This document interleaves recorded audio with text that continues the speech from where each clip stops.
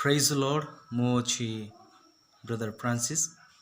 ଆଜି ମାଗ ସେଥିରେ ଦିଆଯିବ, ଖୋଜ ସେଥିରେ ପାଇବ, ଦ୍ୱାରରେ ଆଘାତ କର ସେଥିରେ ଦ୍ୱାର ଖୋଲାଯିବା ବିଷୟରେ ଆଜି ଆମେ କିଛି ଜାଣିବା। ଆସନ୍ତୁ ଧର୍ମଶାସ୍ତ୍ରର ଅଧ୍ୟୟନ କରିବା। ତାହା ହେଉଛି ମାଥ୍ୟୁ 7:7-11 ଯାଏ। ଏଠାରେ ଏପରି ଲେଖା ଅଛି, ମାଗ ସେଥିରେ ତୁମ୍ଭମାନଙ୍କୁ ଦିଆଯିବ, ଖୋଜ ସେଥିରେ ତୁମ୍ଭେମାନେ ସନ୍ଧାନ ପାଇବ, ଦ୍ୱାରରେ ମାର ସେଥିରେ ତୁମ୍ଭମାନଙ୍କ ନିମନ୍ତେ ଫିଟାଇ ଦିଆଯିବ।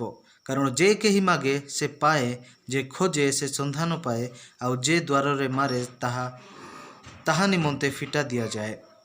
କିମ୍ବା ତୁମ୍ଭମାନଙ୍କ ମଧ୍ୟରେ ଏପରି କେଉଁ ଲୋକ ଅଛି ଯେ ନିଜ ପୁଅ ରୋଟି ମାଗିଲେ ତାହାକୁ ପଥର ଦେବ, କିମ୍ବା ମାଛ ମାଗିଲେ ତାହାକୁ ସାପ ଦେବ? ଏଣୁ ତୁମ୍ଭେମାନେ ଦୁଷ୍ଟ ହେଲେ ସୁଦ୍ଧା ଯେବେ ଆପଣା ପିଲାମାନଙ୍କୁ ଉତ୍ତମ ଦାନ ଦେଇ ଜାଣ, ତେବେ ତୁମ୍ଭମାନଙ୍କର ସ୍ୱର୍ଗସ୍ଥ ପିତା ତାହାଙ୍କ ଛାମୁରେ ମାଗିବା ଲୋକମାନଙ୍କୁ କେତେ ଅଧିକ ରୂପେ ଉତ୍ତମ ବିଷୟ ନ ଦେବେ। ଆମେନ୍। ପ୍ରଭୁ ଯୀଶୁ ଖ୍ରୀଷ୍ଟ 3 ଥର ପ୍ରାର୍ଥନା ବିଷୟରେ ପର୍ବତ ଉପଦେଶରେ କହିଛନ୍ତି, ଏବଂ ଆମେ ଯେଉଁ ବାକ୍ୟ ପଢ଼ିଲେ ତାହା ହେଉଛି 3 ନମ୍ବର। ଏହି ବାକ୍ୟ ଦ୍ୱାରା ଆମେ ପ୍ରାର୍ଥନା କରିବାକୁ ଆଗ୍ରହ ହେବା ଏବଂ କି ଭାବରେ ପ୍ରାର୍ଥନା କରିବା ତାହା ଏହି ବାକ୍ୟ ଦ୍ୱାରା ଆମେ ଜାଣିପାରିବା। ଆସନ୍ତୁ ବାକ୍ୟ ଆଡ଼କୁ ଯିବା। ଲେଖା ଅଛି ମାଥ୍ୟୁ 7:7, ମାଗ ସେଥିରେ ତୁମ୍ଭମାନଙ୍କୁ ଦିଆଯିବ, ଖୋଜ ସେଥିରେ ତୁମ୍ଭେମାନେ ସନ୍ଧାନ ପାଇବ, ଦ୍ୱାରରେ ମାର ସେଥିରେ ତୁମ୍ଭମାନଙ୍କ ନିମନ୍ତେ ଫିଟା ଦିଆଯିବ। ପ୍ରେଜ୍ ଲର୍ଡ। ପରମେଶ୍ୱର ଆମକୁ ପ୍ରାର୍ଥନା କରିବାକୁ ଆଦେଶ ଦେଇଅଛନ୍ତି। ତାହାକୁ ବୁଝିବାକୁ ହେଲେ ଆମକୁ 2ଟି ବିଷୟରେ ଧ୍ୟାନ ଦେବାକୁ ହେବ। ଗୋଟିଏ ପ୍ରାର୍ଥନାର ଅଧିକାର ଏବଂ ଦ୍ୱିତୀୟଟି ହେଉଛି ପ୍ରାର୍ଥନାର ପ୍ରାଥମିକତା।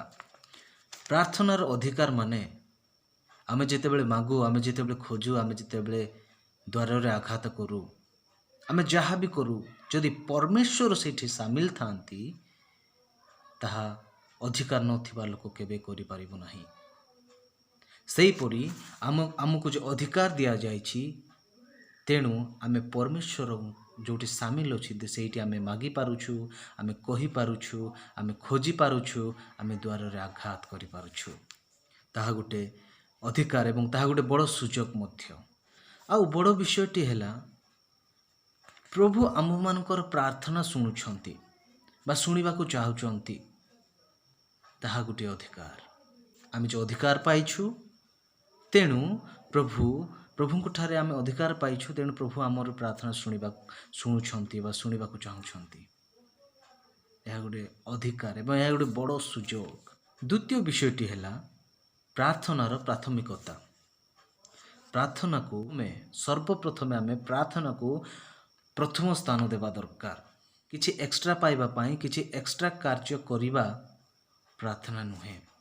କି ଶ୍ରେଣୀରେ ପାସ୍ କରିବାକୁ ହେଲେ କେବେ ଉପସ୍ଥିତି ହେବା ଭଳି ପ୍ରାର୍ଥନା ନୁହେଁ। ପ୍ରାର୍ଥନା ହେଉଛି ଆମମାନଙ୍କ ଜୀବନର ଆସାଇନମେଣ୍ଟ, ନିୟମିତ ଆସାଇନମେଣ୍ଟ, ଯାହାକୁ ଆମେ କରିବା ଉଚିତ ବା କର୍ତ୍ତବ୍ୟ, ଯାହାକୁ ପ୍ରତିଦିନ ଆମେ କରିବା କର୍ତ୍ତବ୍ୟ। ଆଉ ପ୍ରାର୍ଥନା ଏତେ ଜରୁରୀ ଯେ ପ୍ରାର୍ଥନା ନ କରିବା ହେଉଛି ଅବାଧ୍ୟତା। ଯେ ପ୍ରାର୍ଥନା ନ କରେ ତାକୁ ପରମେଶ୍ୱର ଅବାଧ୍ୟତା ସନ୍ତାନ ବୋଲି କହନ୍ତି। ତେଣୁ ପ୍ରାର୍ଥନା ନିହାତି ଜରୁରୀ। ପ୍ରାର୍ଥନାକୁ ସବୁଠୁ ଉଚ୍ଚ ସ୍ଥାନରେ ରଖିବାକୁ ପଡ଼ିବ। ଆମକୁ ପ୍ରଥମ ସ୍ଥାନ ପ୍ରାର୍ଥନାକୁ ଦେବାକୁ ପଡ଼ିବ। ପରମେଶ୍ୱର ପ୍ରାର୍ଥନାର ମହତ୍ତ୍ୱ ବିଷୟରେ ନିର୍ଦ୍ଦେଶ ଦିଅନ୍ତି।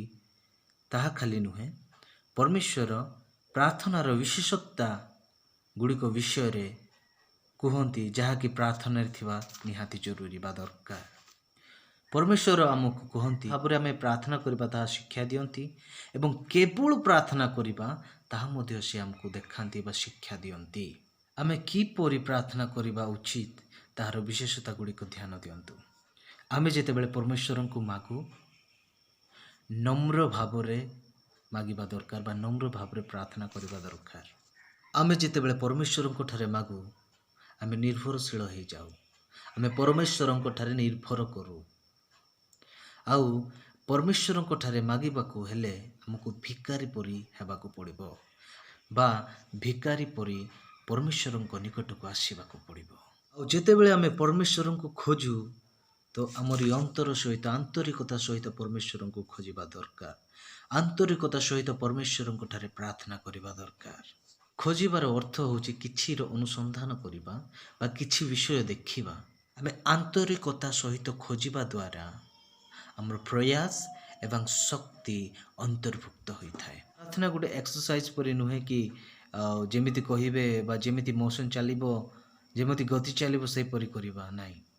ଯଦି ଆମେ ଅନ୍ତର ଦ୍ୱାରା ଆମର ମନ ଦ୍ୱାରା ଆମେ ଯଦି ପ୍ରାର୍ଥନା କରୁନୁ, ତେବେ ପ୍ରଭୁ ଆମକୁ ଯେ ଉତ୍ତର ଆନ୍ତରିକତା ଦ୍ୱାରା ଯେ ଉତ୍ତର ଦେବେ ତାହା ଆମେ ଆଶା କରିବା ଭୁଲ।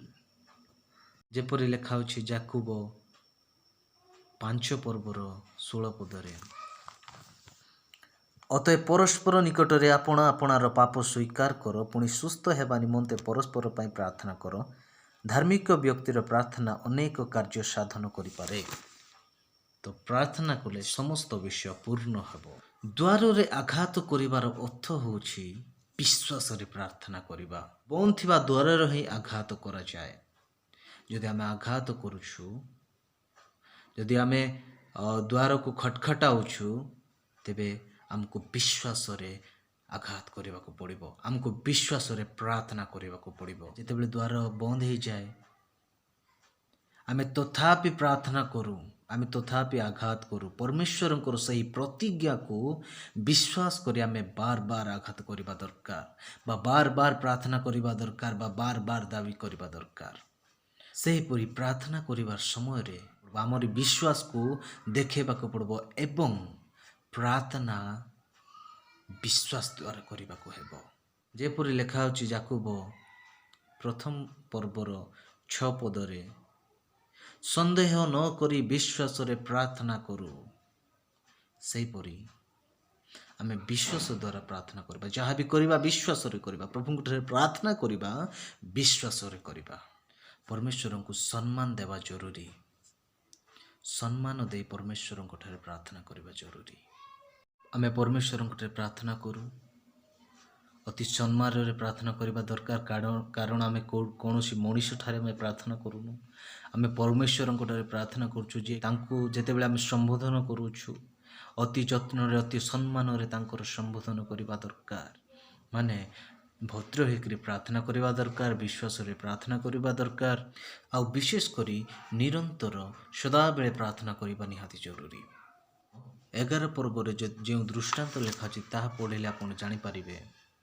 ଜଣେ ବନ୍ଧୁଙ୍କ ପାଇଁ ଚିନ୍ତା କରୁଅଛନ୍ତି, ତାଙ୍କ ବନ୍ଧୁଙ୍କ ଆବଶ୍ୟକତା ବିଷୟ ଗୁଡ଼ିକ ପାଇଁ ଚିନ୍ତାରେ ଅଛନ୍ତି ବା ଚିନ୍ତିତ ଅଛନ୍ତି। ବାହାରକୁ ଯାଇ ବନ୍ଧୁଙ୍କର ଆବଶ୍ୟକତା ବିଷୟ ଗୁଡ଼ିକୁ ପୂରଣ କରିବା ପାଇଁ ଯଥେଷ୍ଟ ଚିନ୍ତିତ ଥିଲେ। ସେ ସାହାଯ୍ୟ ପାଇଁ କେଉଁ ବ୍ୟକ୍ତି ପାଖକୁ ଯିବେ ତାହା ସେ ଜାଣିଥିଲେ। ସେ ତାଙ୍କ ବନ୍ଧୁଙ୍କ ନିକଟକୁ ଗଲେ। ସେ ନମ୍ର ଆତ୍ମା ଲୋକେ ଥିଲେ। ସେ ତାଙ୍କର ଆବଶ୍ୟକତା ସହିତ ନିଜ ଘରେ ଆସିଥିବା ସେ ବନ୍ଧୁ, ସେ ଅତିଥିର ଆବଶ୍ୟକତା ବିଷୟ ଗୁଡ଼ିକ ମଧ୍ୟ ଜଣାଇଲେ।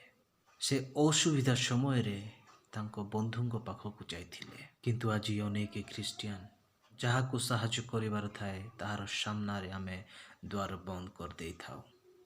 ଆଉ ଲୁକ 11:8 ଏପରି ଲେଖା ଅଛି, ମୁଁ ତୁମ୍ଭମାନଙ୍କୁ କହୁଅଛି, ସେ ଯଦ୍ୟପି ତାହାର ବନ୍ଧୁ ହେବାରୁ ଉଠି ନ ଦେବେ, ତଥାପି ସେ ଥରକୁ ଥର ମାଗିବାରୁ ସେ ଉଠି ତାହାର ଯେତେ ପ୍ରୟୋଜନ ତାହାକୁ ସେତେ ଦେବ।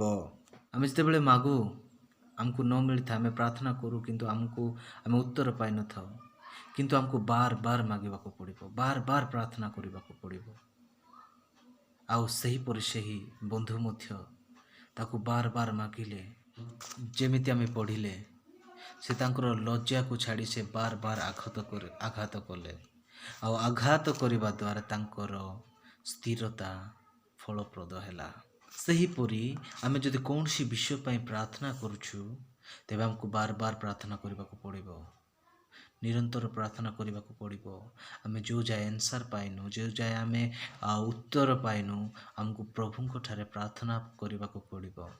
ଆଉ ଯେବେ ଆମେ ବାର ବାର ପ୍ରାର୍ଥନା କରୁ, ଇଚ୍ଛା ନଥିଲେ ମଧ୍ୟ ଆମେ କହିପାରିବା, ଇଚ୍ଛା ନଥିଲେ ମଧ୍ୟ ସେ ଆମକୁ ଆମରି ବାର ବାର ପ୍ରାର୍ଥନାକୁ ଦେଖି ଶୁଣି ସେ ଅଟୋମେଟିକ୍ ଆମକୁ ଉତ୍ତର ଦେବେ।